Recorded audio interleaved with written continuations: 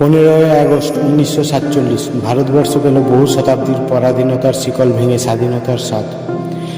কিন্তু এই স্বাধীনতা বিনামূল্যে আসেনি।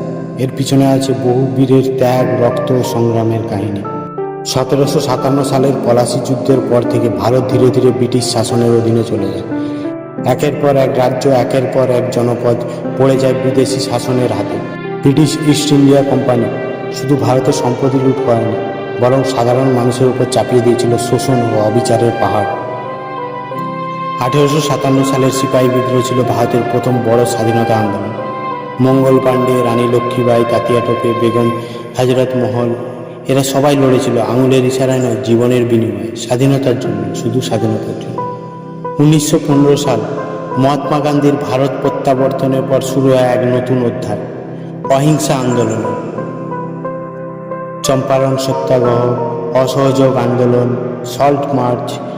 গান্ধীজির নেতৃত্বে সারা দেশ জেগে ওঠে স্বাধীনতার দাবিতে। গান্ধীজির পথের পাশাপাশি অনেক বীর বিপ্লবী সশস্ত্র লড়াইয়ের পথ বেছে নেন। ভগৎ সিং, সুভাষচন্দ্র বসু, চন্দ্রশেখর আজাদ, বিনয় বাদল দীনেশ, তাদের উদ্দেশ্য একটাই ছিল, স্বাধীনতা, তাও আবার এখনই।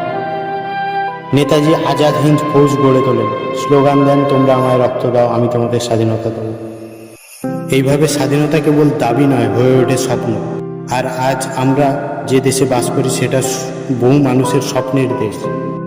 দ্বিতীয় বিশ্বযুদ্ধের পর ব্রিটিশ সাম্রাজ্যের শক্তি দুর্বল হতে থাকে। একদিকে দেশব্যাপী আন্দোলন, অন্যদিকে আন্তর্জাতিক চাপে 15ই আগস্ট 1947 ভারত স্বাধীন হয়।